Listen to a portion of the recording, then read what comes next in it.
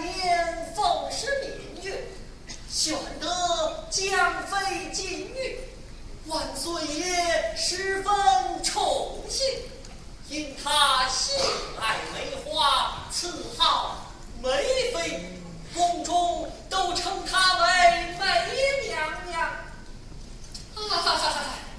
自从杨娘娘进宫之后，宠爱日多，万岁爷竟将梅娘娘迁至上阳宫东楼。